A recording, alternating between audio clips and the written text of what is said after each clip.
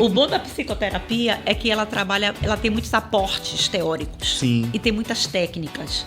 Aí você diz, Rita, é possível modificar isso? É.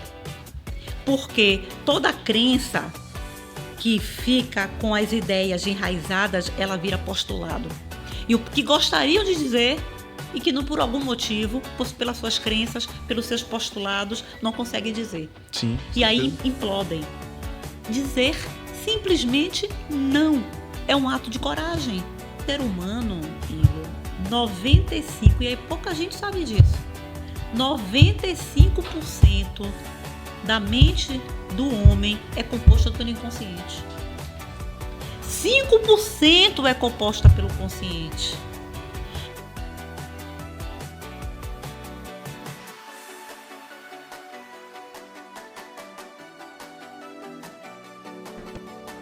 Sejam muito bem-vindos ao Juntos para Somar, podcast que busca inspirar e trazer reflexões sobre empreendedorismo, liderança e autoconhecimento. Eu sou o Igor Ferreira, empresário focado em desenvolvimento humano, e estou aqui para poder dividir um pouco, da minha história e também trazer alguns convidados para poder partilhar com vocês aqui conhecimento, insights sobre o mundo dos negócios, o mundo, na verdade, o dia a dia que pode ajudar a gente no nosso processo de crescimento. Hoje, a gente vai falar sobre como a psicoterapia pode ajudar empreendedores nos desafios do dia a dia.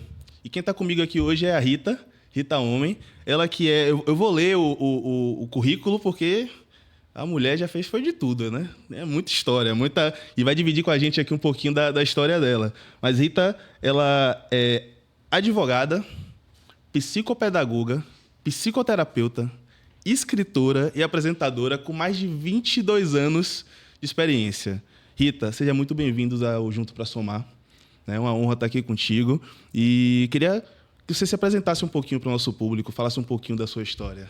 Primeiramente, muito obrigada. Obrigada pelo convite, a Laerte. Obrigada, Igor. Estamos aqui juntos para somar experiências, somar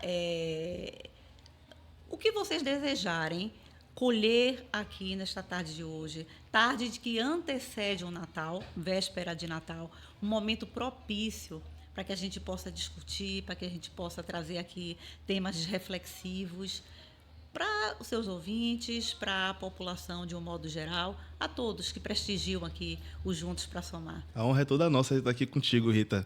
E para a gente começar aqui nosso bate-papo, eu queria que você desse para a gente um pouquinho da sua visão de como é que tudo isso, que tem na sua jornada, advogada, psicopedagoga, psicoterapeuta, como é que essas áreas se juntam hoje no seu dia a dia? Então, vou me refutar aqui, de dispensar a minha apresentação, porque você já fez muito bem, não é? Eu me formei em psicopedagogia, área da qual eu atuei pouco tempo, porque nasceu o interesse, um chamado para a área do direito. Eu fui advogar e aí não parei mais, né? Fui advogar, e advogo por 22 anos, sou 22 anos de estrada. E, nesse ínterim, sempre focada na área administrativa, na área tributária. Recentemente, eu digo bem recentemente mesmo, há um ano atrás, em outubro, mais precisamente outubro de 2023, eu recebi um chamamento para escrever um livro. E aí é interessante, Igor, que muitas pessoas perguntam assim, mas por que você não escreveu na pandemia? Sim. Que foi um momento onde as pessoas ficaram reflexivas, ficaram dentro das suas casas. E eu acho que, durante a pandemia, foi um laboratório de reflexão. Não foi um laboratório de pesquisas de maneira prática, mas eu tenho para mim que, de uma maneira ainda incipiente, de uma maneira inconsciente, eu já fazia lá minha pesquisa, e fruto de observações e de reflexões. Fato é que, logo após a pandemia, eu comecei a escrever e parecia que eu psicografava. E aí eu digo, por que eu digo? Porque foi um período de laboratório. E foi um laboratório, porque quando eu me predispus a sentar para escrever, eu sabia exatamente o que escrever. Era uma coletânea de exposição de pensamentos. Pensamentos que ocorreram comigo, que são fatos verídicos, e histórias vividas por terceiros, que, com um olhar de espectador da janela, eu observava e construía essas histórias. Então, não foi difícil, apenas precisou propósito, precisou foco, precisou estratégia, sim, precisou um raciocínio lógico, clareza mental, mas, acima de tudo, determinação para sentar e escrever. Eu fiz isso. Inicialmente, nasceu um livro de formato e-book. Sim. Mas aí eu queria sentir o mercado, eu queria me posicionar no mercado. Quem faz livro não escreve para ficar rico. Livro, eu digo sempre, livro a gente não vende. Mas qual é o lado positivo? Além da sua vontade, que é inerente à alma, né? É um propósito de escrever. É um chamado para que você possa levar experiências a outras pessoas. E aí eu digo sempre que a aprendizagem, ela funciona assim como 2 pilares, né? Alguém está sedento para falar, para contar a sua história, e do outro lado, da outra ponta, tem alguém sedento para aprender, por ouvir. Sempre tem alguém que vai aprender o que você está passando. Então, né? assim, é uma cadeia. Eu digo que a aprendizagem é uma cadeia simbiótica, né? Entre alimentantes e alimentados. E, partindo desse pressuposto, eu quis escrever. E deu muito certo, porque, como eu disse, livro não é para vender, livro não é para ganhar dinheiro, mas o desdobramento que o livro dá a você, além da sua satisfação pessoal, não financeira, mas o cultural, né, social. Eu tive muitos convites a partir deste livro. Eu participei de muitas lives a partir deste livro. E o primeiro convite para a área da comunicação nasceu em decorrência deste livro. Uma das lives que eu fazia, eu fui assistida, porque depois passou pelo YouTube e tal. Sim. E uma pessoa que me assistiu, que me ouviu, se encantou com as minhas histórias e me convidou, disse, olha, vamos fazer TV? Vamos participar de um quadro na TV. E eu digo sempre que foi a minha régua e meu compasso. Foi os primeiros passos que foram dados na comunicação. Comunicação é essa que hoje eu amo. A gente que você dá da área de comunicação também, Igor, e você sabe bem do que eu estou falando. Na comunicação a gente se desenvolve a cada dia. Cada dia é uma aprendizagem nova. A gente aprende com os convidados que levam ali suas histórias, mas, sobretudo, a nós mesmos. Né? É uma evolução a cada dia, é uma aprendizagem a cada dia. Você vai ressignificando, você vai aprendendo ali com aquelas histórias todas. E como você vai evoluindo? Como você vai buscando em você mesmo esse processo de evolução? E daí veio o segundo livro, que foi uma coautoria. Já nasceram outros convites para outras coautorias, mas eu agora estou destinada a escrever o meu segundo solo, que será o meu terceiro, não me fechando às coautorias. Eu entendo como importante tudo que se faça, tudo tem a sua importância. E, por último, Igor, falando aí nessa área acadêmica, para a gente se expandir um pouco mais, eu, por conta do livro também, você veja quantos desdobramentos teve o livro. Uma das minhas mentoras iniciais deste livro disse, mas você está escrevendo neurociência.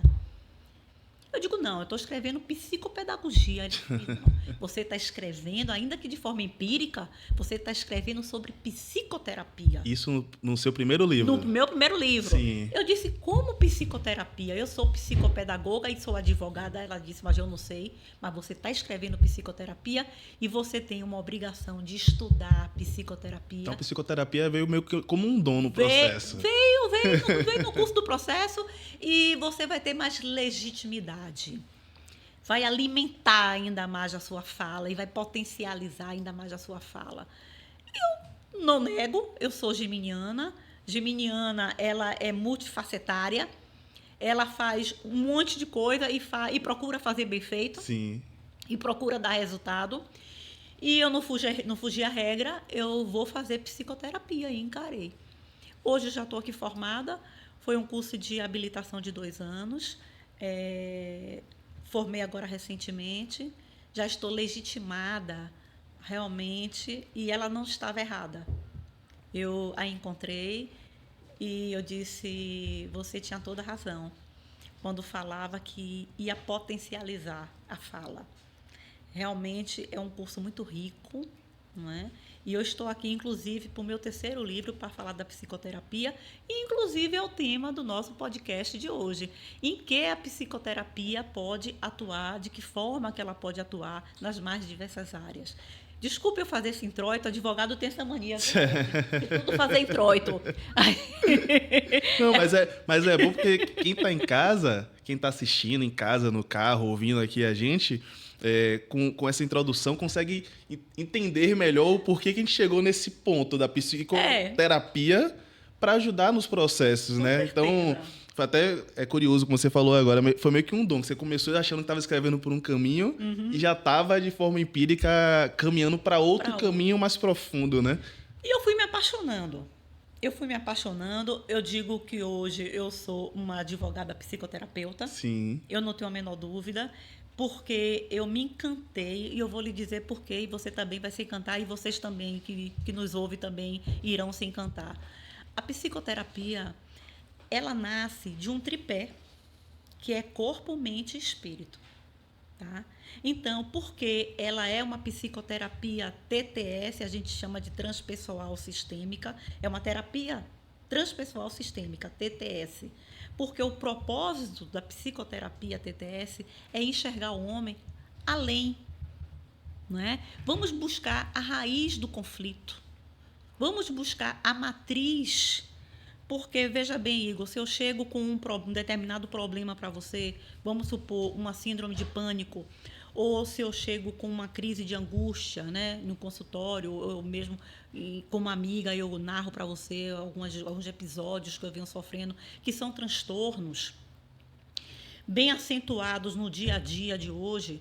A OMS, a Organização Mundial de Saúde, já reconhece a saúde mental como uma verdadeira epidemia social. Né? E as pessoas, cada vez mais, elas estão adoecidas da sua alma. E isso não é prerrogativa dos próprios psicoterapeutas, isso acontece cada vez mais com os próprios médicos, né? Diante da sua carga laboral, de plantões.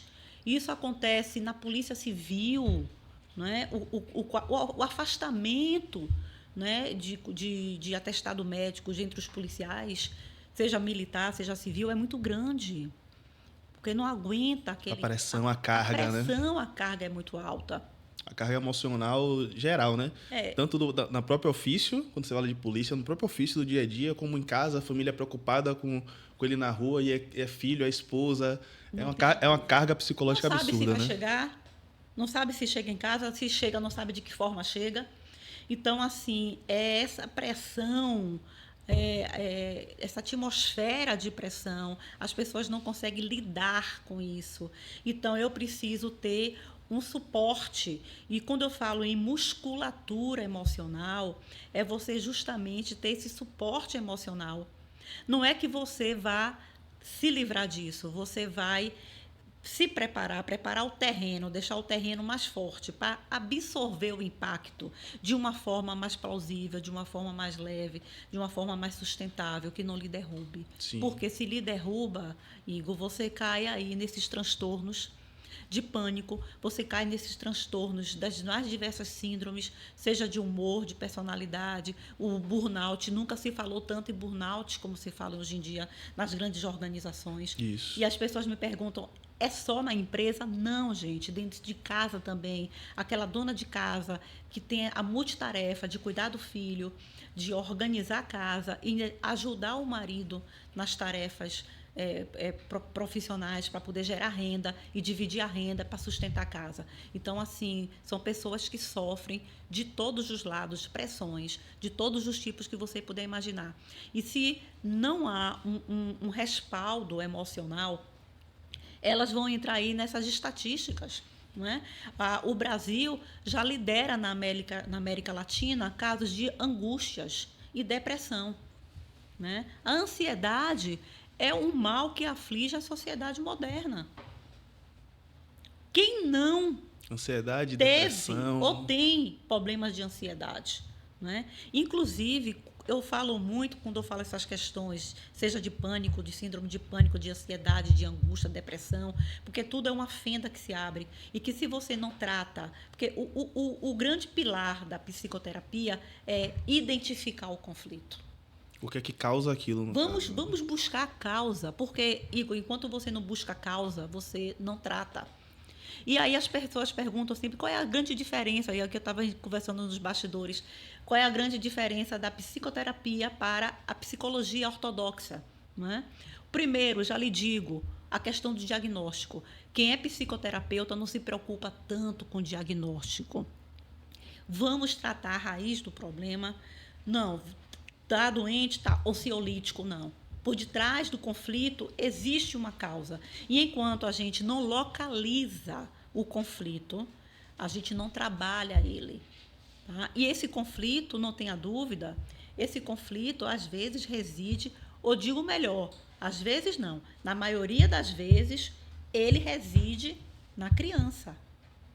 Vamos investigar. Então, é um trabalho investigativo, é um trabalho de mapeamento. Quando você fala da criança, é traumas que a pessoa tinha desde a infância. E eu digo sempre que o adulto de hoje traz uma criança ferida em algum modo que vai fazer reverberar no adulto de hoje.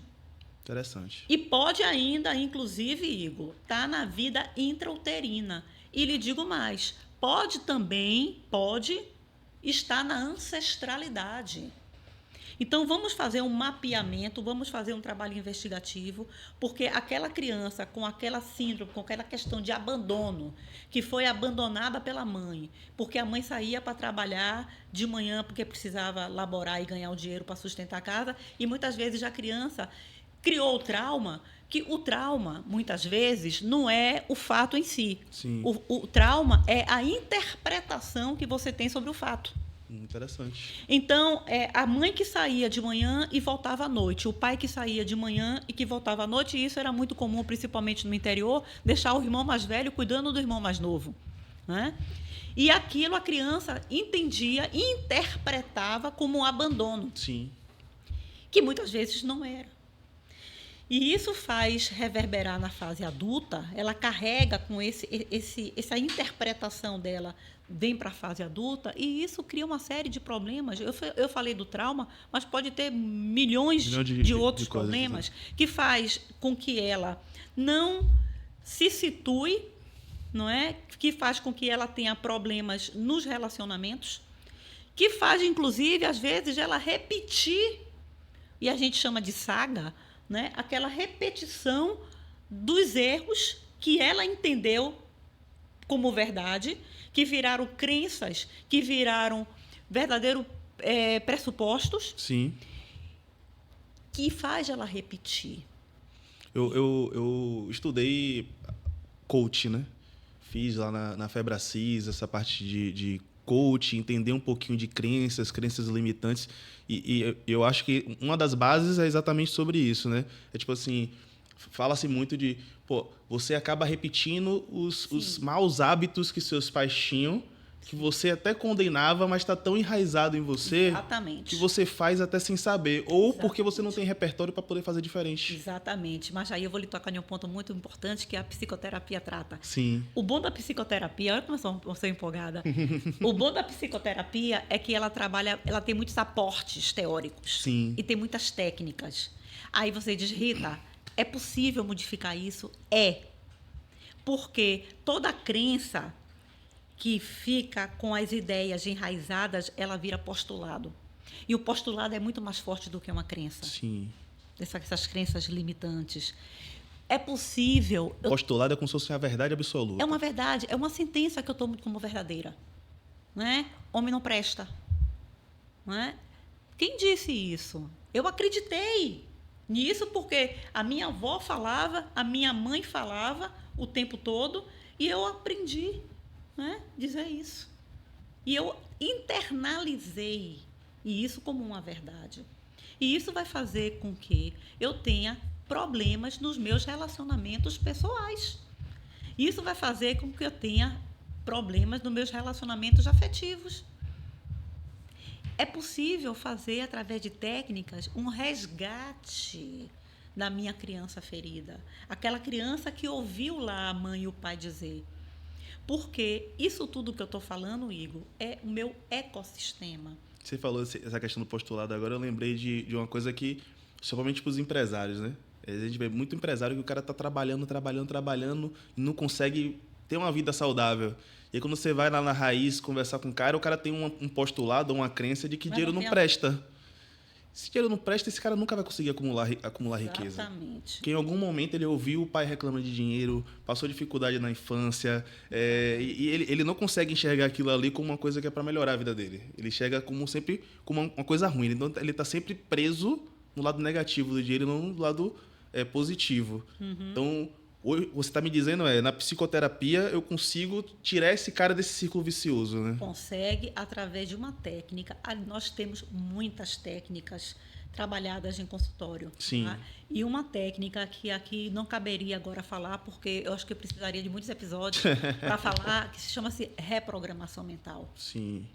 É possível eu anular essa teoria, essa tese, né? Essa sentença que a pessoa enraizou. Dinheiro não traz felicidade. Quem disse que dinheiro não traz felicidade? Dinheiro até pode não comprar tudo, mas traz felicidade sim. E é bom. É bom, é gratificante. É o fruto do seu trabalho. Então, eu trabalhei, eu consegui aquele dinheiro, eu almejei aquilo, eu fiz jus aquilo.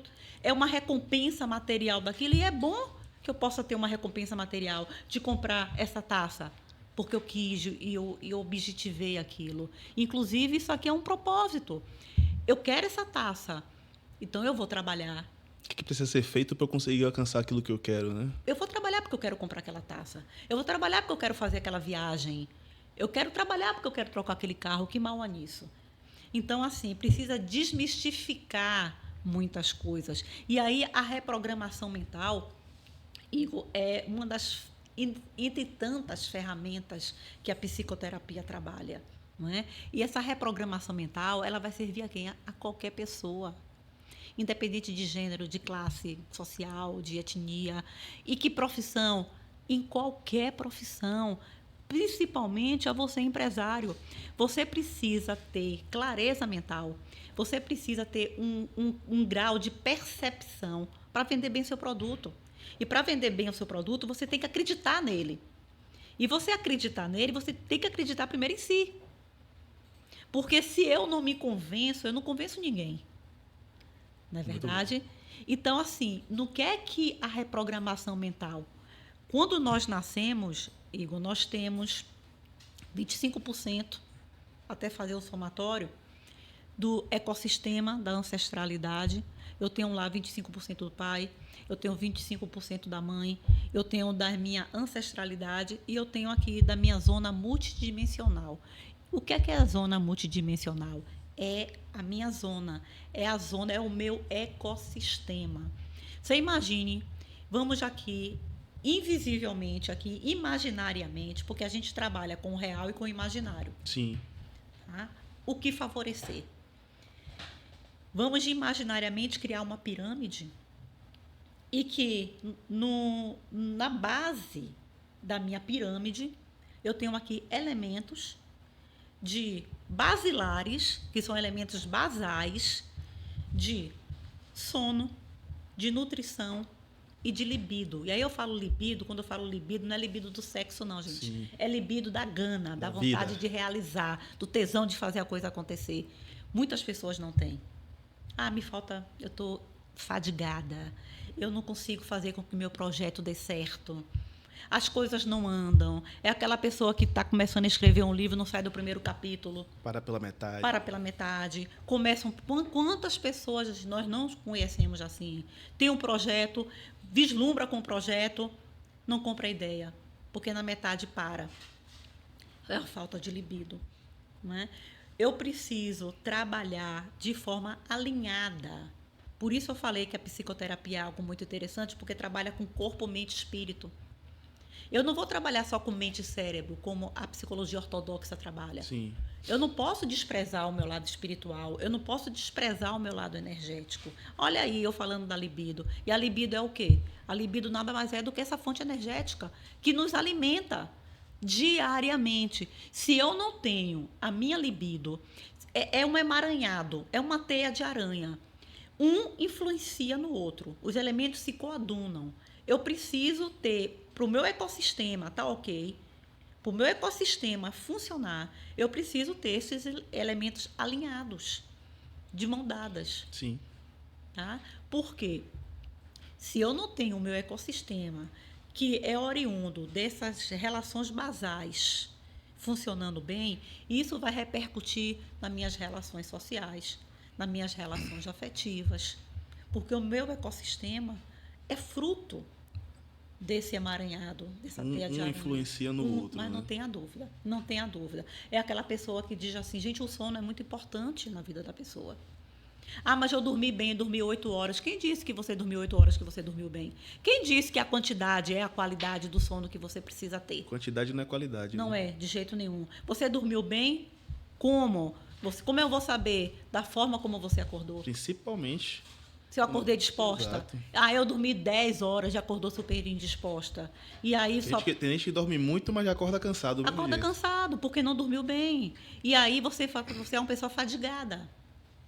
Se você é uma pessoa fadigada não só fisicamente, mas mentalmente, sua produtividade ela fica altamente comprometida. Com certeza. E você não vai desenvolver bem suas tarefas.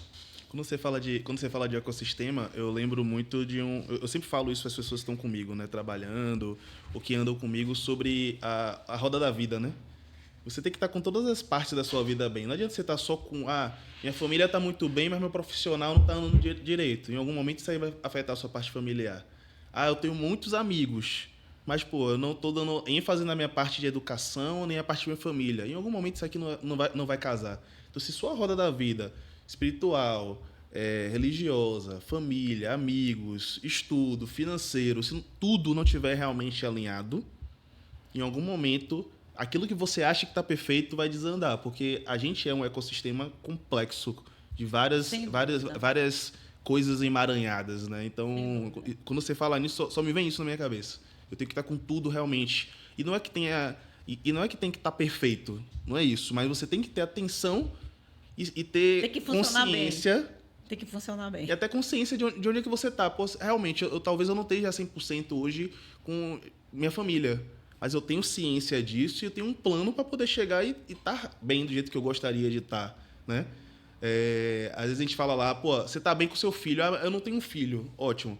Isso é o que você quer? Então tá beleza. Porque tem gente que não tem filho, mas o que ela queria era filho. Então são realidades diferentes. Todo mundo tem que se conhecer de fato para entender até onde vai chegar nessa questão do ecossistema, Sim. né? Igor, na medicina, e aí os elementos se coadunam, as matérias se coadunam, né? Existe o que a gente chama de hemisférios. Sim. Né? Hemisfério direito, e aí a psicologia toma emprestada essas teorias, essas teses e essas práticas e traz, né, para enriquecer o nosso grau de estudo. Esse hemisfério direito e hemisfério esquerdo, o que é que seriam isso? Né? O hemisfério esquerdo ele é responsável pela sua lógica, pelo grau de raciocínio, né? Pela sua execução de tarefas. O hemisfério direito ele é muito mais sonhador, ele é ligado à paixão, ele é ligado ao artista, ele é ligado à criatividade, à minha emoção.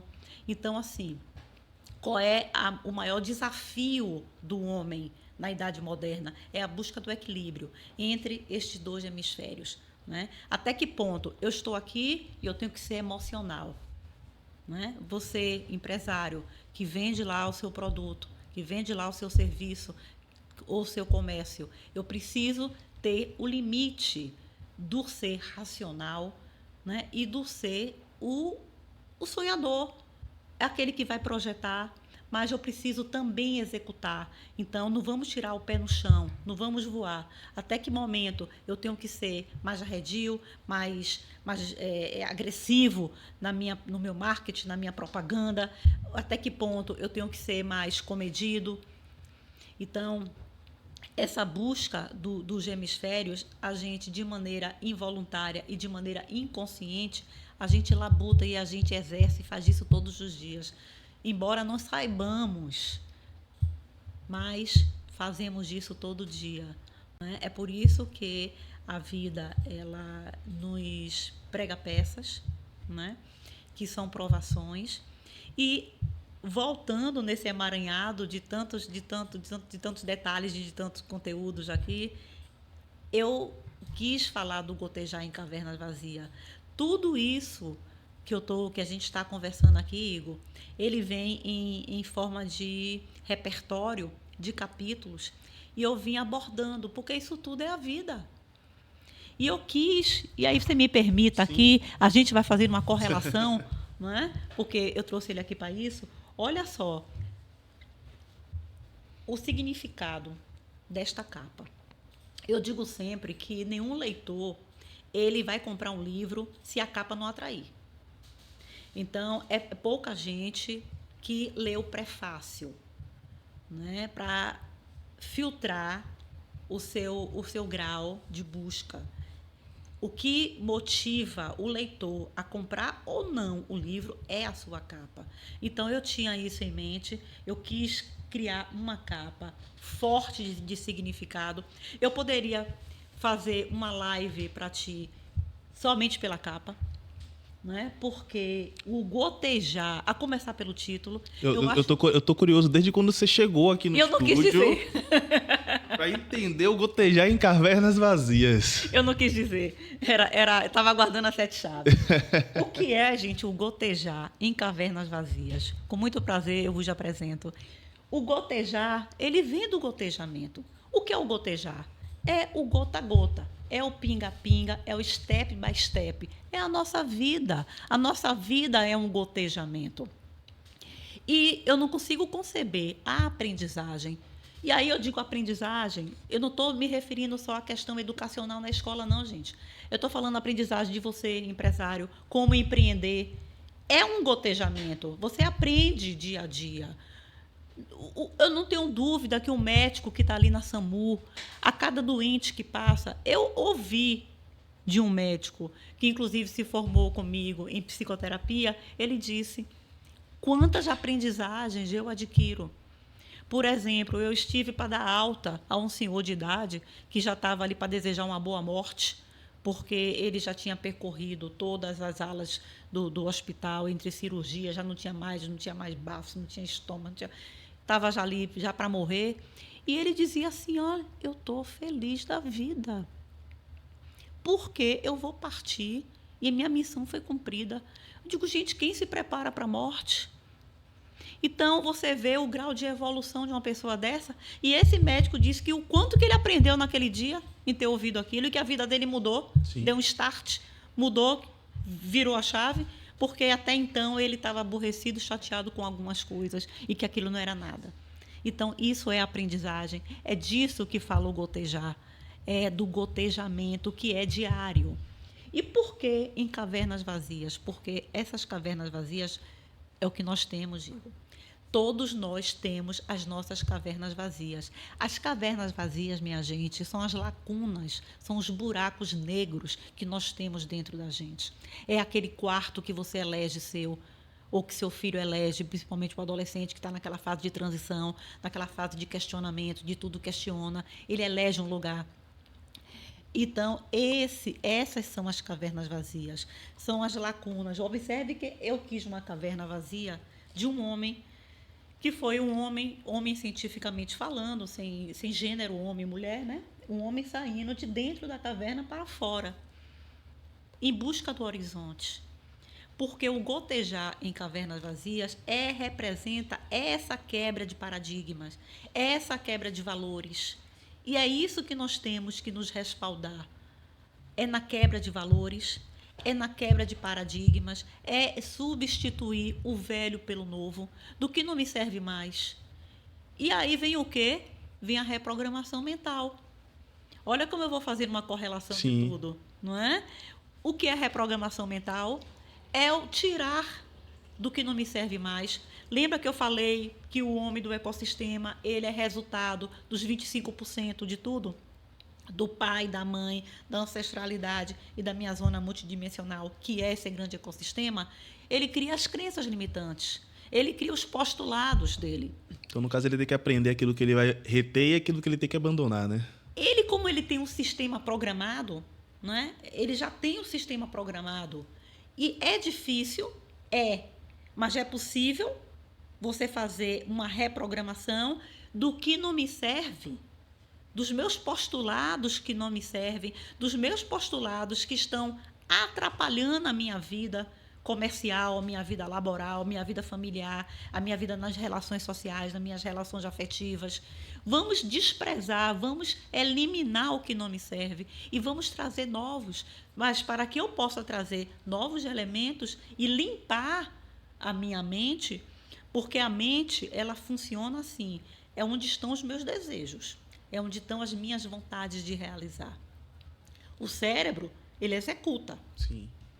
Então, eu preciso eliminar o que está, as minhas crenças, os meus postulados, né, os meus traumas, os meus transtornos, tudo que está alojado na minha mente. Vamos excluir, vamos limpar e fazer uma reprogramação através de aportes teóricos, através de muitas técnicas. É possível. O que a gente promete não é cura. A gente não vai tirar nenhum coelho da cartola e vai com a vara de mágica dizer, sai tudo, limpa tudo, não é assim. E depende também da dedicação da outra pessoa, né? Não tenha dúvida. Se o psicoterapeuta faz tudo o que ele tem que fazer, técnicas, como você mesmo falou, né? Técnicas, e a pessoa não se dedica para aquilo, não está aberto. Como você falou da aprendizagem, né? Você falou, a pessoa tem que estar aberta. Se você está aberto, eu trabalhava vendendo de porta a porta, né? E aí a gente ia para bairros populares, pessoas que tinham zero de educação formal. Eu sentava com um cara desse que tinha comércio há 20 anos lá em, sei lá, Sussuarana. O cara tinha muita coisa para poder te ensinar, da forma dele. Mas se você está aberto para aprender, você vai aprender pra caramba. Então, a mesma coisa, a pessoa que vai lá para uma terapia dessa, ela tem que estar aberta para poder que as coisas funcionem, porque senão nada vai funcionar realmente de fato no processo, né? Não tem a menor dúvida. Inclusive, tem uma frase que diz que nenhum especialista, por melhor que ele seja, ele irá desenvolver alguém se não houver a predisposição deste alguém para que o desenvolvimento ocorra. Muito boa essa frase. Então, vai depender muito. Você está ali como condutor, você está ali como um orientador, mas se não houver essa vontade... E eu digo sempre, gente, quando a gente cai, inclusive foi um dos capítulos que eu falei sobre isso, porque a gente nunca sabe quando a dor sempre bate ou baterá algum dia na sua porta. Sim. Mas não tenha dúvida, a gente não sabe quando isso vai acontecer. Não se desespere, não caia. E se cair no fundo de um poço, saiba que tem uma mola. E eu digo sempre que a altura é você que dirá. Não é? Então, subir a superfície só depende de você. Por mais que exista aportes teóricos, por mais que exista ferramentas, e existem muitas a seu favor, se não houver essa predisposição sua, essa vontade não ocorre. Ou como você falou, o libido, que é aquela vontade de fazer as coisas acontecerem, vontade de fazer as coisas mudarem, né? Precisa, às vezes, Igor, a pessoa não tem essa gana, essa suficiente, né, para que lhe permita você fazer isso. Você vai precisar de ajuda de um profissional. Você vai precisar de uma ajuda, ainda que você não entenda de que forma isso vai acontecer, mas vai acontecer. Vai acontecer, você vai precisar de uma ajuda de um psicólogo ou um psicoterapeuta que está lá para transformar a sua vida, para lhe dar as diretrizes, vai estar lá para lhe dar as bússolas. As ferramentas que a psicoterapia dispõe, elas são inúmeras. E poderosas, né? Muito poderosas. Para você ter ideia, a psicoterapia, ela trabalha com regressão, né? Com terapia regressiva, trabalha com constelação familiar, trabalha com técnicas que eu acho uma das mais eficazes, que a gente chama, inclusive eu assisti um filme eu estava tentando me lembrar o nome desse filme, e ela trabalhava justamente essa questão da técnica do home. E o que técnica é essa? É aquela técnica que vai buscar a criança. A criança, ela nessa técnica, a gente dissocia, porque você chega lá movida pela dor, e quando você está lá movida pela dor, é um momento oportuno que o terapeuta ele tem para aproveitar você naquele momento, porque você, quando está movido pela dor, Igor, você consegue se despir, né, da sua máscara. Saem todos os papéis e tá só você de fato, né? Inclusive, a esse respeito, se Freud ele foi o grande pai da psicanálise, o Jung, o Carl Jung, que foi discípulo, foi aluno, foi aprendiz de Freud, ele diz assim, olha, vamos falar sobre as sombras. Não é? Se Freud ele traz o id, o ego e o superego, e trabalha muito bem nisso, um popstar, Freud, Jung, ele com as suas aprendizagens todas, ele traz um repertório incrível, lindo, didático e excepcionante, maravilhoso no que diz respeito a essas máscaras que o homem utiliza para se proteger, né? Para se blindar de algo que ele acredita e não se expor. Não é? Então, assim, o que é que Jung fala a respeito das sombras, a respeito das máscaras? É muito útil, é muito usual no nosso dia a dia. Com relação a quê? Com relação a esse mundo fake, esse mundo da internet. Esse mundo da inteligência, vamos dizer assim, artificial, não é? Porque existe um lado artificial muito grande, onde as pessoas, Igor, que se mostram na internet, e aí trazendo aqui, contextualizando, trazendo para a nossa realidade, elas não são aquilo que passam a ser. Sim. Elas são um recorte. E na maioria das vezes o recorte só o recorte bonitinho, né? É um recorte do que é bom, do que é belo, do que é bonito, do que é feliz, do que é positivo. Não é? Tanto que foi uma repercussão a história de Jennifer, da janela do avião. Sim. Que não querendo explorar essa história aqui, mas foi uma repercussão. Uma pessoa do anonimato atingiu 2 milhões de seguidores porque ela teve a coragem de dizer a menor palavra do mundo, mas a mais difícil. De dizer não. E estava todo o seu direito. E ela tinha o direito de dizer não. Exato. Apenas, inclusive, eu escrevi um artigo sobre isso, porque eu escrevo artigo por LinkedIn. Tanto de natureza jurídica, como de natureza ligada à neurociência, à psicopedagógica, à psicoterapêutica. Sim. O não de Jennifer representou um desabafo, um nó na garganta daquelas pessoas que não têm coragem, que gostariam de dizer e que, por algum motivo, pelas suas crenças, pelos seus postulados, não conseguem dizer. Sim. E aí implodem. Dizer simplesmente não é um ato de coragem. É um rompimento dos meus valores, daquilo que eu penso, daquilo que eu gostaria de falar, e eu não tenho coragem. Acho que ela virou meio que uma heroína. Exato. Das pessoas que estão presas nesse... Eu tenho que dizer sim para tudo, eu tenho que aceitar tudo, porque senão vou ser julgado, né? E sofrem. Tanto é que quem filmou e julgou ela lá no Exatamente.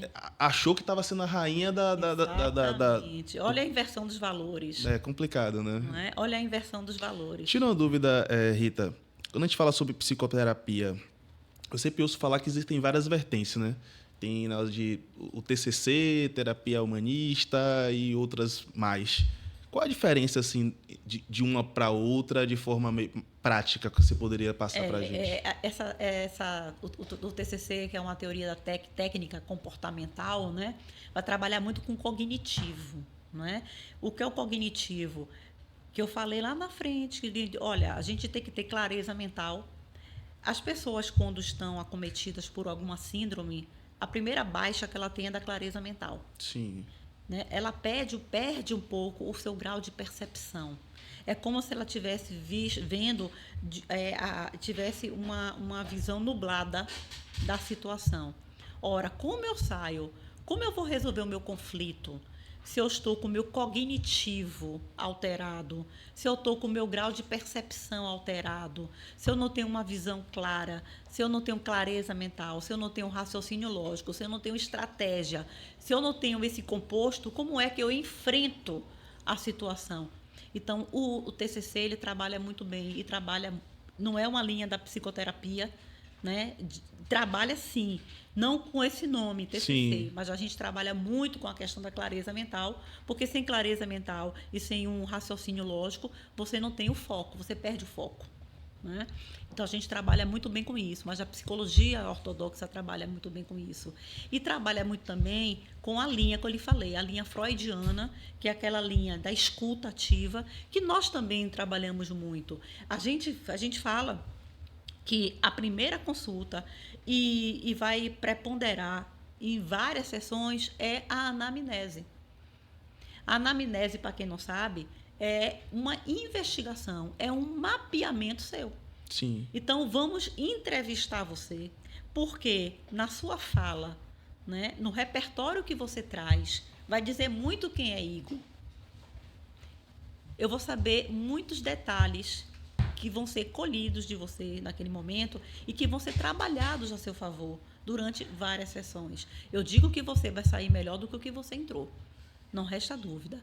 A psicologia ela vai trabalhar com a linha de Jungiana, a linha freudiana. Vamos escutar, vamos fazer você refletir e vamos lhe entregar uma sentença para que você possa criar o seu contexto e para que você possa ressignificar.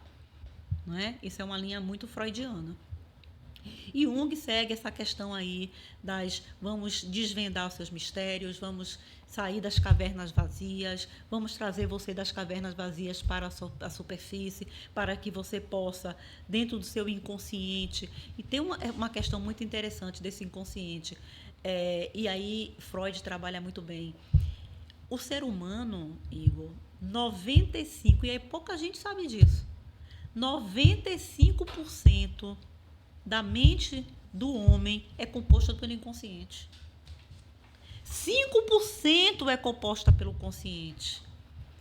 Ele chega a representar, o Freud, o Sigmund Freud, ele trabalha muito bem nesse aspecto. Ele trabalha o seu consciente como a ponta do iceberg. Tudo que gira em volta é o seu inconsciente. Sim. E é por isso que volta e meia você fala alguma coisa e você diz, poxa vida, não devia ter falado. Não sabe nem por que reagiu daquela forma, né? Eu falei, eu me arrependi. Não vou consertar, não, que se eu consertar piora. Sim. Eu me arrependi porque você é movido pelo seu inconsciente. Aquelas rupturas. E por mais que a gente treine, nós também, porque nós somos seres humanos, e por mais que a gente tenha as técnicas a nosso favor, e por mais que a gente se reprograme, a gente cai também. A gente também, nós somos humanos. Sim, errar faz parte do processo, né? Nós somos humanos, então assim, falhamos também. Poxa vida, mas é aquela coisa de beber, vamos beber 10 goles de água e respirar. O respire funciona muito bem. Sim. Respire. Conta até 10. Conta até 10. Isso não falha. Respire e vamos fazer devagar para que a gente não possa se precipitar, porque a precipitação não vai te levar a lugar nenhum. Isso aí é o raciocínio lógico. Isso é ter clareza mental. Isso é ter o grau de percepção, e aí o TCC trabalha muito bem isso, né? Que é a teoria técnica cognitiva, trabalha muito bem essa questão da cognição, porque essa cognição é tudo. E você veja como se aplica em todas as áreas. Sim. Eu falei inicialmente a você aqui, eu falei da psicologia jurídica, puxando a sardinha para minha brasa, né? Eu sou advogada. Então, por que a psicologia jurídica? Você imagine um exemplo que eu vou lhe dar. A gente falou até no tribunal de júris, falando aqui nos bastidores. Você imagine que um advogado de defesa, ele está organizando ali o seu júri a favor, né, para que deponha a favor do seu cliente. Sim. Então, o júri convencido, munido e convencido ou não pelas provas, que muitas são irrefutáveis, outras não, eles vão dar o veredito. Ok? Só que, por detrás das provas, há o homem que trabalha as provas. Mesmo com todas as provas, que muitas vezes são irrefutáveis, né? são incontestáveis, vamos dizer assim, existe o papel do homem, que nesse caso estamos aplicando aí ao advogado de defesa, que vai, através do seu raciocínio lógico, através da sua clareza mental, através da sua estratégia e do mapeamento, porque ele tem todo o histórico de cada um jurado daquele. No caso, é como se ele entendesse mais ou menos como é que Psicologia na veia. como é que a pessoa interpretaria e qual o melhor caminho para ele poder argumentar. Psicologia, né? na veia, eu não tenho dúvida. Interessante Que isso. essa estratégia dele, esse passeio, essa construção, e ele tem o dossiê, não é? Cada jurado daquele é escolhido, é eliminado, é aceito ou não. E você tendo o dossiê de cada um, você tendo o histórico de cada um, você vai saber com clareza mental, com alto grau de cognição, com percepção, com raciocínio lógico, com enfrentamento, você vai saber de que forma, qual a melhor forma para conduzir de tal maneira que aquela prova pode se tornar uma arma. Sim. Pode ser contra ou a favor. A favor. Mas vai depender do seu grau de condução. Porque mesmo existir, aquelas provas podem ser derrubadas. Tudo vai depender de como você Da condução. ilumina aquele fato. E né? essa condução depende do quê? É do jurídico? O jurídico estão as provas, mas é da psicologia humana. É da psicologia humana. Como eu vou acessar a sua mente? Você diria que a palavra poderia ser influenciada nesse quesito? Não diria influenciar, mas eu diria convencimento. Convencimento, né? Eu acho que a palavra não é influenciar, é convencer. E para eu, o meu poder de convencimento perpassa por todo esse ecossistema, por toda essa dinâmica do grau de percepção, do meu grau de clareza, da forma como eu estruturei, da forma como eu mapeei o seu cérebro, a sua mente, pela sua história de vida, né? Pelo seu dossiê, pela sua construção. Na sua construção, eu construo a minha. Então, assim, a psicologia é algo fenomenal, tanto que existe a psicologia jurídica, inclusive é matéria de faculdade de direito. Muito bom, muito bom. Não, psicologia é um universo, é um universo muito grande. E aí né? vem ainda a psicoterapia, que é uma vestimenta moderna. Vamos pegar a psicologia e vamos dar uma atualizada nessa psicologia. Vamos enriquecer essa psicologia. Por quê? Vamos dar um olhar a ela transpessoal. Vamos enxergar o homem por trás dele. Vamos dizer por que é transpessoal, porque ele transcende. Vamos enxergar o que há atrás do homem. E o que é que há atrás do homem? Os seus postulados, as suas crenças, a sua zona multidimensional, a sua zona intrauterina, a sua zona religiosa de ligação, porque a religião tem um fator preponderante na construção da história do homem, porque a fé vai fazer você realmente enraizar estes conceitos, essas crenças, estes postulados, né? Então, que vai lhe evoluir ou não, mas tem o seu papel significativo. O transpessoal é tudo isso. O transpessoal, quando eu falo no meu ecossistema, e sempre eu estou falando na questão do ecossistema, é todo esse emaranhado. Não é? Estudar a psicoterapia é estudar o homem dentro desse contexto. E eu não tenho a menor dúvida que isso se aplica, esses aportes teóricos, essas técnicas beneficiam e muito toda e qualquer área.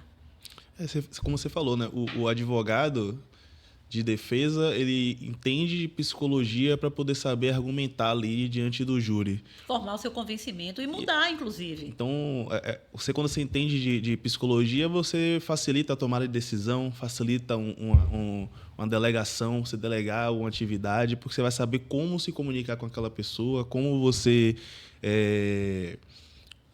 passa aquela informação de uma forma que agrade. Às vezes é até uma ação que você vai pedir para a pessoa fazer que não vai ser das melhores. Se você souber conduzir aquilo, a pessoa vai fazer com o maior prazer, porque você entendeu como é que é o tipo de percepção dela do mundo. Né? Eu diria que você teria mais uma sapiência para filtrar. Né? Vamos tratar as prioridades na luz da prioridade. Sim. Bom, tudo é importante. Mas dentro do que é importante, o que há de mais importante?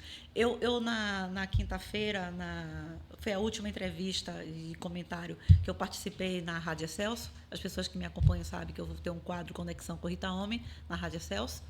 E eu finalizei a minha fala falando justamente da época de final de ano. Sim. Eu disse, muitas pessoas, no final do ano, elas preparam suas listas. Aquelas famosas listinhas de desejos. De metas. De metas. O que eu não fiz durante o ano de 2024. Eu digo, gente, não faz muita lista extensa, não. Não faz 10 pedidos, 10 desejos, não. Coloca 5 desejos, 3 desejos, 4 desejos. Porque é importante que esses desejos sejam plausíveis. Não é? Eu não posso querer perder, Igor, 10 quilos, faltando 3, 4 dias para acabar o ano, para eu caber naquele vestido P que eu comprei na promoção e eu botei ali de meta. Tem gente que faz isso. Eu vou comprar o vestido menor, porque eu vou colocar ali porque eu vou caber nele. Então, ali ele é o meu termômetro. Não funciona. Isso, a gente cai em um outro item que a psicoterapia trabalha muito, que é a autossabotagem. Sim. Então, assim, eu estou me sabotando. E o que é que acontece com minha autossabotagem? Vai me levar ao quê? Ao desencorajamento. Eu vou me desencorajar. Eu vou me sentir derrotada. Eu vou me sentir enfraquecida. Isso vai abrir uma fenda, porque eu não vou cumprir. E cai naquilo que a gente conversou há um pouquinho antes aqui, que é aquelas pessoas que começam alguma coisa e não terminam nunca, né? Não termina. Deixa pela metade porque acha que tem uma meta, mas na verdade só tem um desejo, um sonho, não diz como é que vai ser feito, como é que ela vai chegar até o objetivo, não detalha aquilo com clareza para ela conseguir executar e chegar no ponto que ela deseja. Eu preciso, Igor, ter meta. Eu preciso ter foco e eu preciso ter determinação. Bom, eu vou caber naquele vestido? Vou, mas a médio prazo. Eu preciso fazer um planejamento. De quê? Nutricional.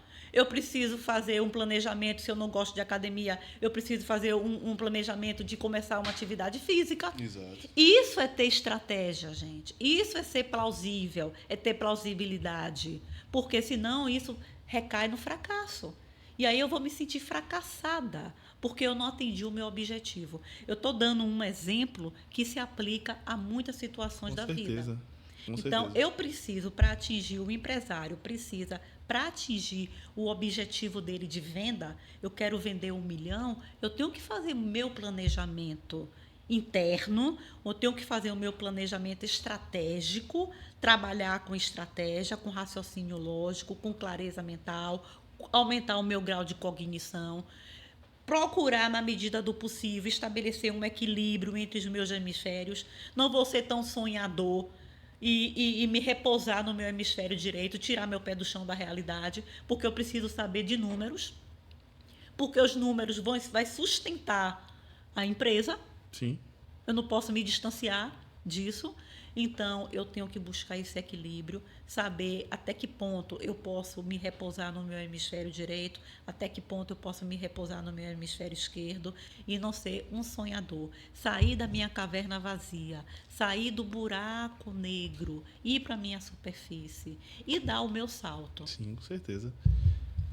Queria fazer uma pergunta sobre propósito, que a gente falou sobre propósito algumas vezes aqui, inclusive o tema do livro que você participou como coautora, né?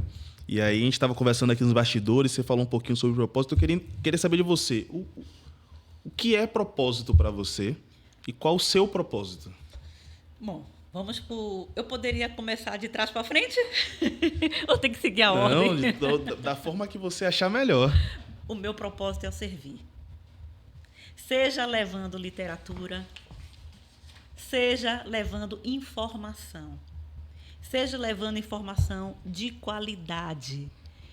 E esta foi a minha fonte de libido maior na minha vida. Servir. Quando eu resolvi escrever livros. Servir. Este é o meu propósito. E o propósito, minha gente, é a meta. O propósito é a minha determinação.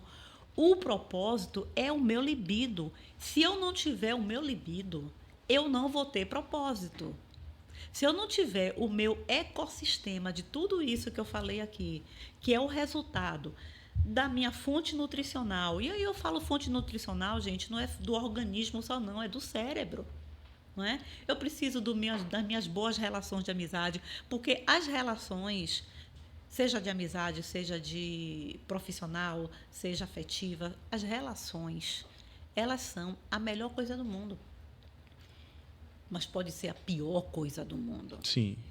Né? Depende da forma como você conduzir. E eu aqui nos bastidores, antes de começar o programa, eu falei muito em algo que é muito importante na sua vida, que é a autogestão das suas emoções. Aquele que não tem a autogestão das suas emoções, aquele que não consegue se autogerir emocionalmente, ele não vai ter propósito. Por que ele não tem propósito? Porque ele não tem clareza. Ele não tem clareza para onde ele quer ir. Ele não tem clareza para onde ir, aonde quer chegar. Desculpa até te interromper, era uma das coisas que eu ia te questionar assim. E quem hoje não sabe qual é o propósito? Como é que a pessoa faz para descobrir o próprio propósito? Saia das suas cavernas vazias, minha gente. Busque. Aí, ó, gente, tá vendo aqui? Eu estou vendendo meu produto. Falando, conversando em um podcast, falando de autoconhecimento. Quem não tem propósito tem que buscar agora, é já, o seu autoconhecimento. E é por isso que quando eu falei lá na pirâmide, vamos imaginar, e eu falei bastante que a psicoterapia é um misto do que é real e do que é imaginário, porque o imaginário você pode contar muito a seu favor. Que aquele repertório que você não traz, você vai dizer assim, vamos imaginariamente criar uma situação para poder chegar na sua dor. Quem não tem propósito, gente, tem que buscar o autoconhecimento. E naquela pirâmide, quando eu falei nos elementos basais, né, que eu fui subindo, escalando, o autoconhecimento, eu falei do elemento basal, do que está na base. E do que está no topo? O autoconhecimento. Se você não escalar essa pirâmide, você não chega no seu autoconhecimento. E quando eu falo em autoconhecimento, eu falo no propósito. Gente, o autoconhecimento nada mais é do que um tripé. Eu carinhosamente apelidei como tripé, que está falando isso é Rita Homem, viu? Eu carinhosamente apelidei como tripé, que é a busca da sua autorrealização, do seu autocuidado e da sua autorresponsabilidade. Sem esses itens, vocês não alcançam o autoconhecimento. Vocês vão ficar lá no buraco da caverna vazia. Gente, vocês precisam sair das suas cavernas. Sair das suas cavernas é encontrar o seu propósito de vida. Todo mundo tem que saber buscar. Às vezes está inerte. Você convive. Você não é despertado. Você não é despertado para a reflexão. Vamos aproveitar essa época natalina. Época de reflexão são os 365 dias do ano. Mas muitas pessoas já associam ainda a tudo que não fez, né? Todas as pendências. Não vamos deixar virar o ano, não. Vamos fazer no ano que vem, é um próximo ano. Gente, ano novo é mudança de calendário. É marketing. A vida continua, né? Tudo continua, quem deve continua devendo, quem é credor, quem é devedor, entendeu? Ninguém vai deixar de amar. Não, vou pular 7 ondas e vou resolver meu conflito. Não é quem é inimigo continua sendo inimigo. Quem muda é a gente. A nossa mudança é interna. É de dentro para fora. Não é? É do individual para o coletivo. É por isso que tem aqui esse homem saindo de dentro da caverna para fora. Porque ele está buscando, justamente. E essas quebras de valores, muitos de vocês têm que fazer, porque é a mudança das crenças limitantes. É a mudança do postulado. É uma crença que virou postulado, que vira um trauma, que vira uma síndrome da ansiedade, vira angústia, que vira depressão e que leva ao suicídio.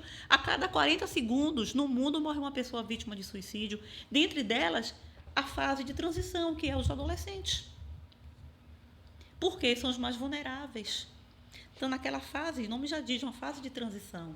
Não sabe o que quer, não tem um propósito, está lá impregnado, carimbado, né, pelos estigmas das crenças, dos postulados dos pais, dos avós, perdidos lá totalmente nas suas cavernas vazias. Para sair, só depende de você. Encontrar um propósito de vida é crucial. E aí a religião, seja lá qual for, é muito importante. Se você usar a religião a seu favor. Independe de qual seja, Igor. Pode ser evangélico, pode ser do candomblé, pode ser católica, pode ser espírita. O importante é a sua fé. É a fé que lhe transforma, gente. Tem um alicerce, né? Ter a base. O ser humano tem que ter a base. O que a gente mais vê aí, principalmente quando a gente falou na internet, né, é uma relação fake. É uma felicidade artificial. Porque é uma felicidade que não abastece. É uma felicidade que não alimenta.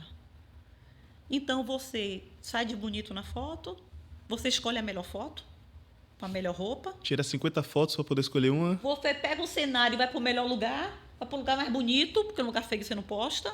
Gente, isso é uma felicidade artificial, não é? Isso não convence ninguém, não. Verdade. Não convence ninguém. Então, eu acho que é muito por esse caminho, né? Eu não sei como é que está meu tempo aí. Não, aqui o tempo... Eu ainda sou geminiana. Geminiana que é assim, Prisma ama comunicação. Mas você falou aí, quando eu perguntei sobre o propósito, eu anotei aqui, né? Na verdade, eu anotei várias coisas que a gente foi conversando aqui. Mas quem não tem propósito deve buscar autoconhecimento. Sim. E Rita quebrou o autoconhecimento em 3 pilares. Eu achei muito interessante isso, que é a autorrealização, o autocuidado e a autorresponsabilidade, né? Então, acho que é uma ótima dica para quem está assistindo a gente e quer sintetizar, ainda está em busca do seu propósito. Focar nesses 3 pilares que a Rita falou, né, Rita? Sem dúvida. Autorrealização... Autocuidado e autorresponsabilidade. Porque se eu não me cuido, eu não posso exigir do outro aquilo que eu não faço comigo. Não é? Então, assim, vamos nos valorizar para que possam nos valorizar. Primeiro a gente se valoriza, depois o outro valoriza você. Não é? As pessoas gostam muito de delegar. Não? Então, assim, a felicidade cabe a mim. Essa responsabilidade é minha. Eu não posso colocar Igor de solidário, responsável solidário, não, gente. Isso só na área do direito. Igor é responsável pela vida dele. Rita Homem é responsável pela vida dela. Eu tenho que buscar os meus propósitos e eu tenho que buscar a minha felicidade. Porque se eu estou feliz, Igor, se eu estou bem realizada, se eu tenho o meu autocuidado, ok, a minha autorresponsabilidade, se eu tenho esse composto, né? esse combo funcionando muito bem, eu vou irradiar alegria, eu vou irradiar felicidade. E a gente quer estar junto das pessoas que são felizes, felizes na sua essência, não felizes daquele produto, que vende aquele produto felicidade. Sim. Né? É aquela pessoa que não resmunga, aquela pessoa... Todo mundo tem problema, gente. Não é você não vai acordar e dormir sorrindo, não. Todo mundo tem problema. Você não pode estar levando ao outro. Você tem que se gerir.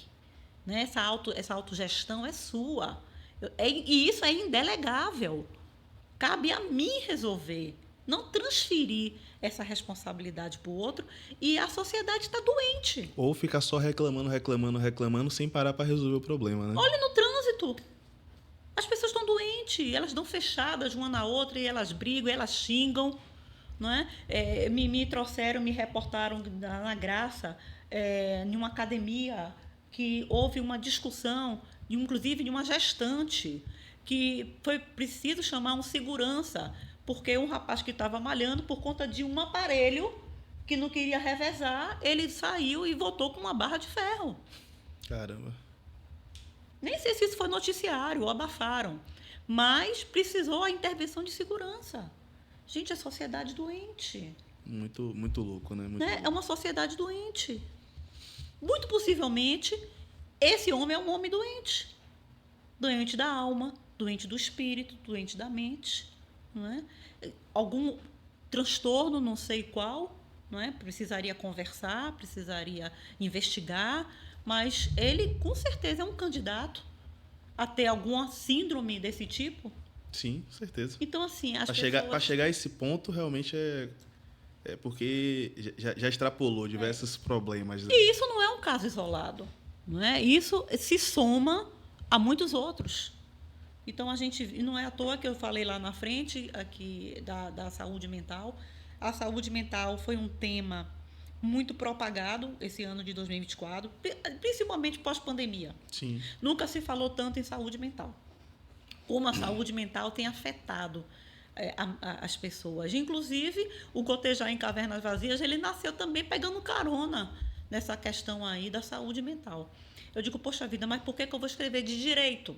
Né? Eu não quero, eu acho que o meu servir, aí você me perguntou do meu propósito, eu disse que meu propósito é servir, eu acho que eu vou levar uma informação muito mais humana, muito mais evolutiva, falando de autoconhecimento e falando de autoajuda.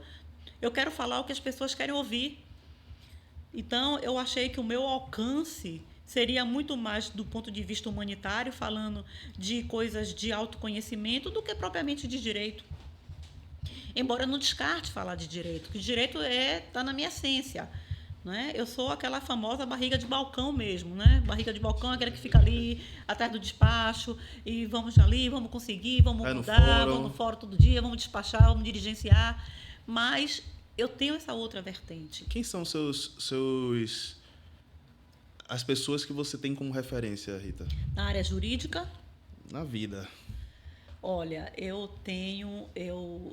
começando de trás para frente novamente, né? Eu tive uma grande honra, uma grande alegria. Eu digo o seguinte, gente, quando a gente faz é recebido assim com uma pergunta dessa, quem são suas referências, vamos trazer pessoas reais. Vamos trazer pessoas próximas da gente. Vamos criar, vou voltar à área jurídica, vamos falar lá de Rui Barbosa. Vamos falar lá de Calmon de Pavo. Não, gente, vamos falar de gente gente como nós. Sim. Né? Apenas que teve assim um insight, né? Que teve um grau de experiência maior. Na psicoterapia, eu conheci recentemente que eu brinco com ele, eu digo que ele é um grande magnata da área de educação e da área da comunicação, que é o Jordan Campos. Né? Ele é fantástico, ele foi o criador do TTS, né? É baiano e dono de uma experiência, de uma inteligência, de um grau de comunicabilidade excepcional. TTS, que é Terapia Transpessoal Sistêmica. Ele criou essa sigla, então, muito aplausos para ele, um grande comunicador. Eu tive a honra de ser aluna dele e ter formado pelo núcleo dele, né? Ele, para mim, é uma referência nessa área da psicoterapia. Na área do direito, eu tenho muitos mestres.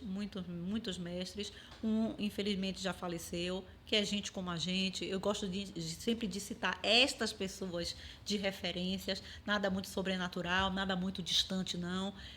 Foi um grande professor meu, Dr. Antônio José Marques Neto, que já faleceu, infelizmente. Um grande jurista, com quem eu aprendi muito. Eu digo que tudo que eu sei de contratos, eu aprendi com ele na área empresarial. Deixou um legado excepcional, fantástico, dos quais a gente aproveita e a gente sempre faz referência a ele. O que me vem à cabeça, sem dúvida, indubitavelmente, foram esses dois. Fica essas duas referências e duas homenagens também aqui, né? Duas homenagens. Uma viva, outra póstuma, né? Mas, assim, e voltando ao meu propósito, que é o tema, inclusive, desse podcast, propósito é tudo. Igor, você perguntar o que é propósito? Propósito, para a minha vida, é o meu viver. Quem não tem propósito, eu digo que busque. Busque.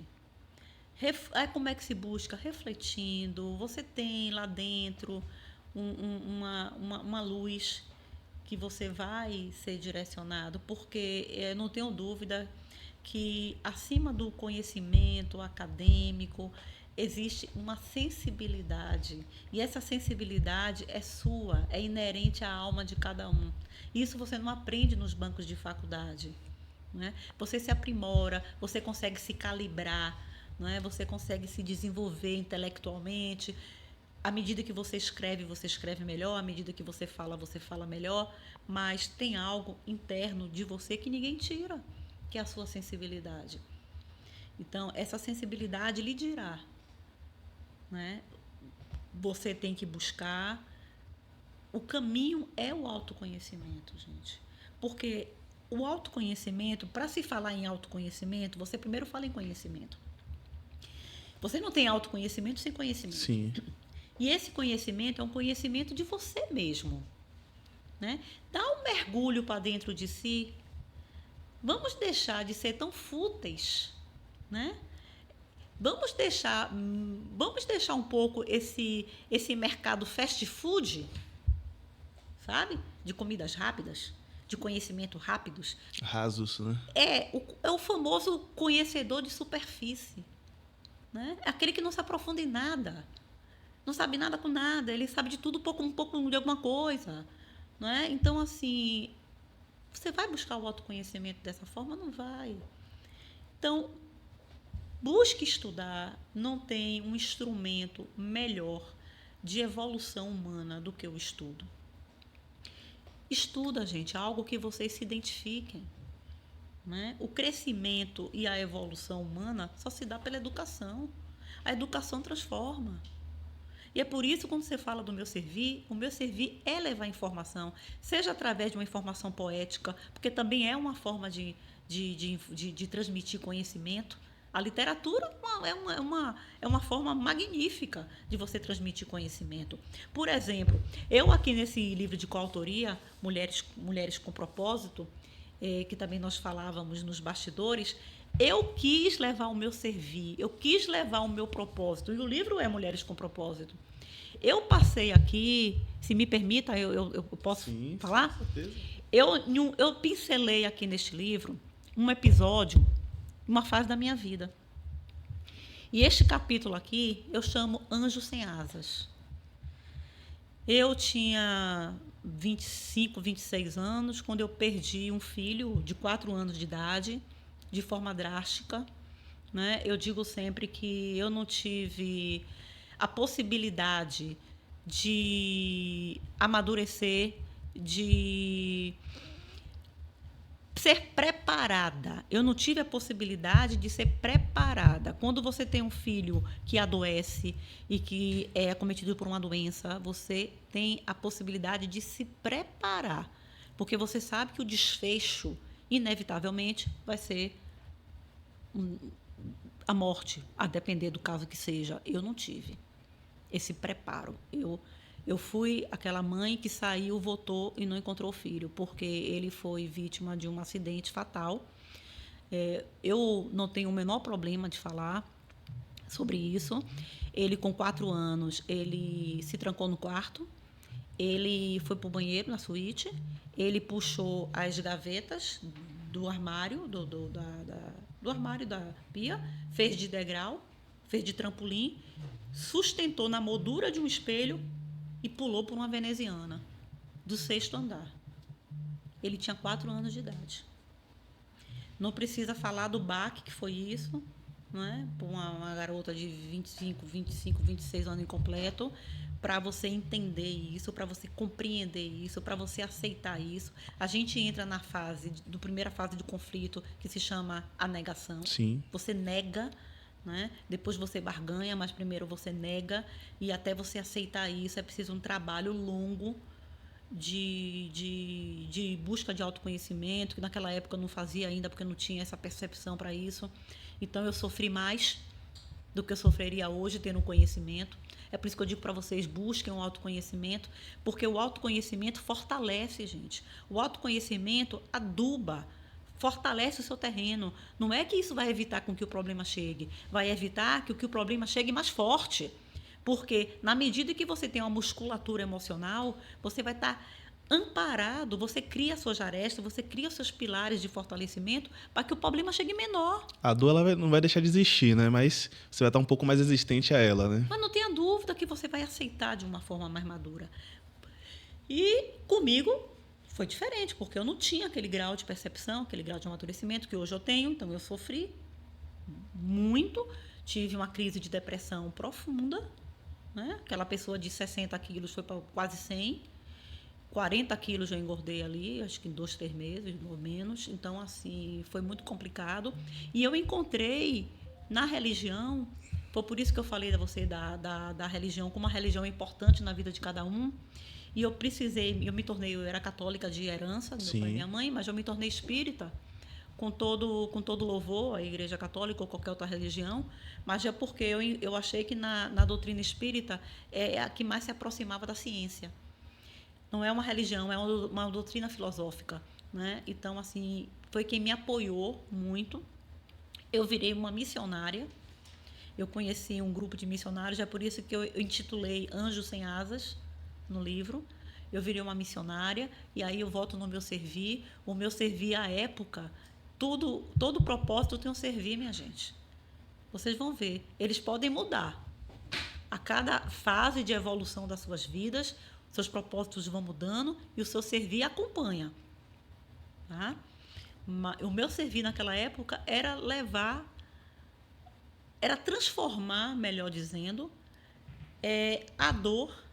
era transformar a dor em um pouco mais de alívio. E eu dizia que a cada rosto, a cada lágrima que eu encontrasse e eu deixasse um sorriso, a minha missão estaria cumprida. E eu virei uma missionária no auge dos meus 25 ou 26 anos. Era de um grupo internacional que chamava The Family, Sim. que eu conhecia assim, como anjos sem asas mesmo, na rua, na dor. E eu me integrei facilmente a eles, virei porta-voz.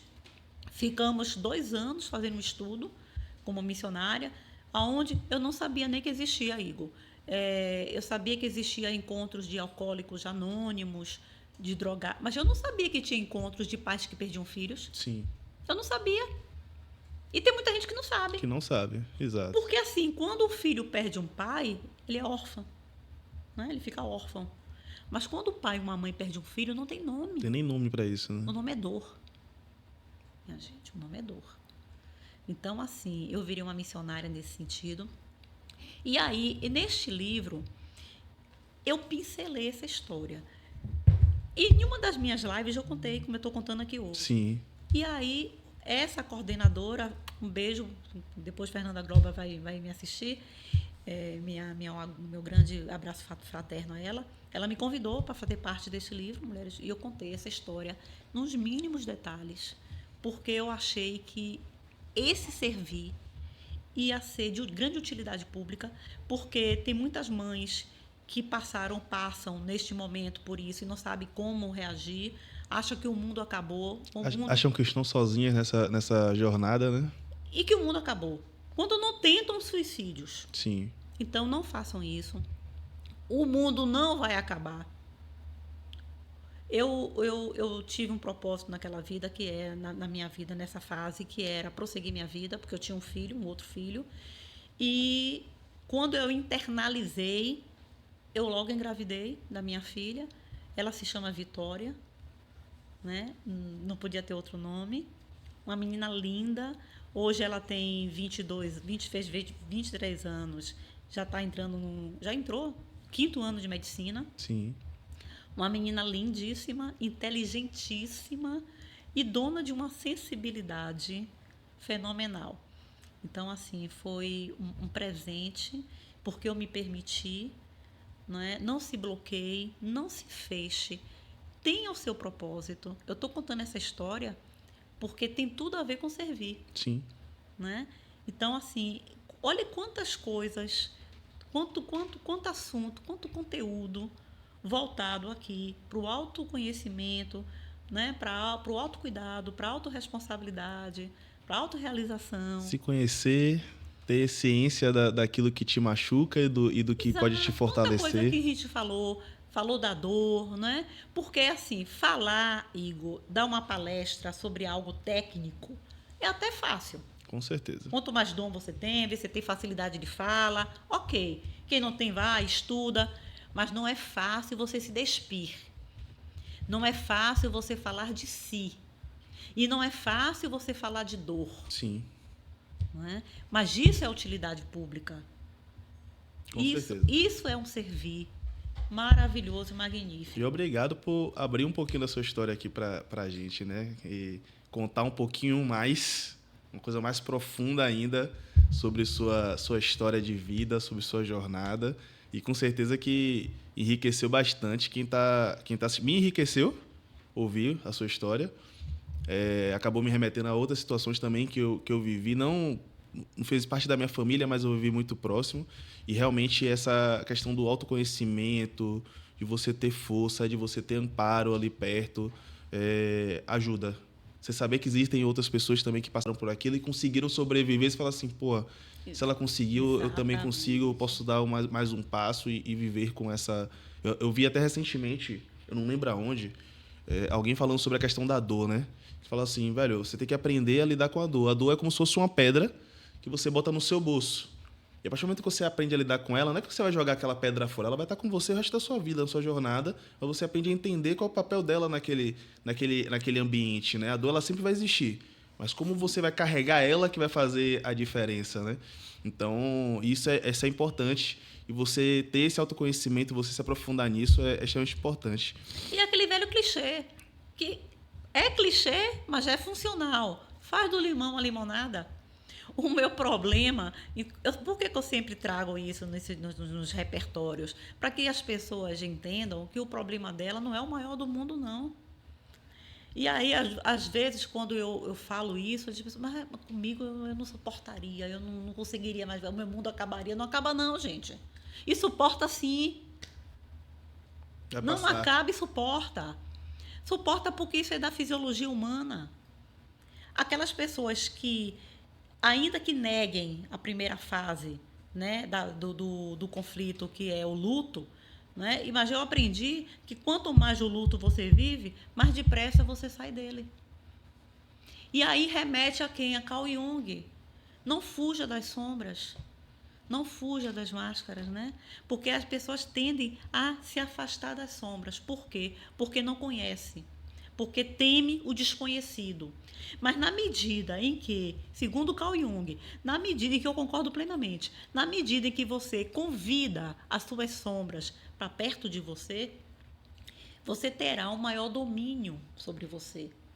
Então não tem mais sombras.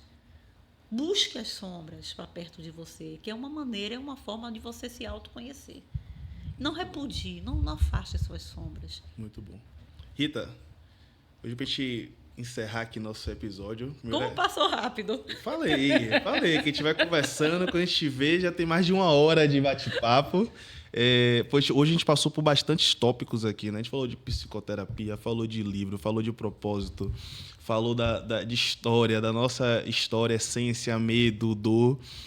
Para finalizar aqui, qual mensagem você passaria para as pessoas que estão nos assistindo, que estão enfrentando agora um desafio, que estão passando por dificuldade? Qual mensagem você gostaria de deixar para a gente encerrar aqui esse nosso episódio? Para vocês todos, saibam de tudo que foi dito aqui. A palavra mais importante que está acima de tudo é Deus. Ter Deus é ter propósito. Não fujam das suas essências. Procure se conhecer. Eu acho que de todas as palavras que foram ditas aqui durante 1 hora, 1 hora e meia, eu não contabilizei, mas sem sombra de dúvida, a palavra mais repetida e mais falada aqui foi a questão do autoconhecimento. Por quê? Porque é o que falta em mim, é o que falta em você.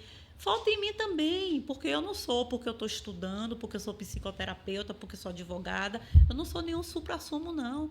Eu tenho as minhas falhas, eu ainda tenho, sim, as minhas crenças limitantes, ainda tenho, sim, meus postulados, mas eu sou uma pessoa que eu trabalho.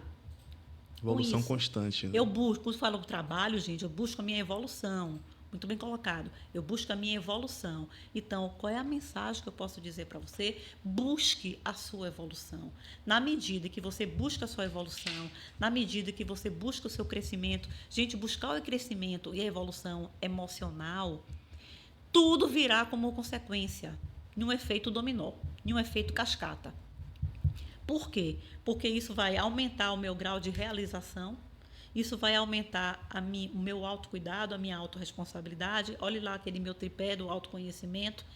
Isso vai aumentar a minha percepção, a minha clareza mental. Se eu tenho clareza mental, se eu tenho um grau cognitivo, se eu raciocino bem, se eu tenho estratégia, o que está faltando na minha vida? Qual é a lacuna que existe para que eu almeje aquela mudança de cargo, não é? Ou aquele concurso que eu tanto quero passar? O que está faltando? O que está faltando na minha relação familiar? Na minha relação, por que minha relação não dá certo com minha filha? Que eu tenho um conflito familiar, ou com meu pai, ou com meu namorado, ou com meu marido. Parte de você. Não busque no outro. Não delegue ao outro o que pertence a você. Então, tenha autocuidado, tenha autorresponsabilidade, busque essa autorrealização, melhore o seu ecossistema. Tudo isso que foi dito aqui. Coloca isso em um pote mágico e que isso saia como mantra diariamente, porque na medida que você repete, você internaliza. Isso é ciência, gente. Não sou eu. Isso não é literário, não. Isso é científico, tá? Então, na medida que você acredita, você transforma a sua vida. Transforme você a sua vida. Você pode. Rita, que papo incrível. Foi bom. Foi incrível. Foi até diferente do que eu pensei que seria, né? Porque a gente caminhou por várias áreas, mas a gente se aprofundou em assuntos que eu realmente desconhecia da forma que você passou, né? Anotei coisas maravilhosas aqui sobre o autoconhecimento, coisa que você falou agora no final, que para ter autoconhecimento você precisa ter conhecimento. Se você não tem conhecimento, como é que você vai se conhecer, né?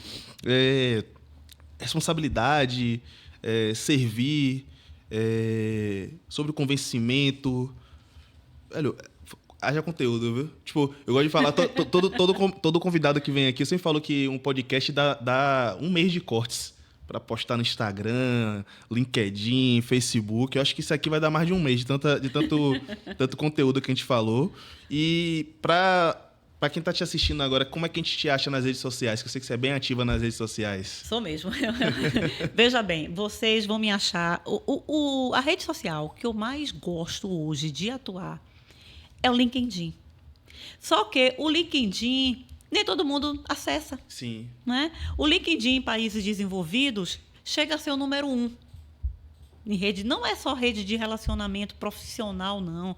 É uma sede, um labirinto, gente, de conhecimento. Você emerge por um, você sai no outro. Eu sou criadora de conteúdo, né? LinkedIn Creator. Eu escrevo artigos para o LinkedIn. Vocês me encontram no LinkedIn, no Rita Homem. Mas vão me encontrar também no entretenimento, claro, né? Quer saber mais dos meus livros, quer saber de dicas, vão encontrar também no Instagram, Rita Homem Oficial, podem me seguir lá. E Facebook também, Facebook faz parte, também me acho também. Meu nome é um nome fácil, né? É um nome forte, Rita Homem. Tem pessoas que me perguntam, é um nome artístico? Não, é de sobrenome? Paterno. Seu pai se chama, o sobrenome dele é Homem. É Homem. Então, ficou Rita Homem. Eu uso esse nome porque realmente é um nome forte que as pessoas memorizam. Me encontram lá. Beijo grande a todos. Fiquem com Deus. Rita, e até próximo obrigado. podcast com mais propósito. Com certeza. Muito obrigado por ter vindo. Eu é que agradeço. Com a gente, viu? Eu é que agradeço a oportunidade da fala.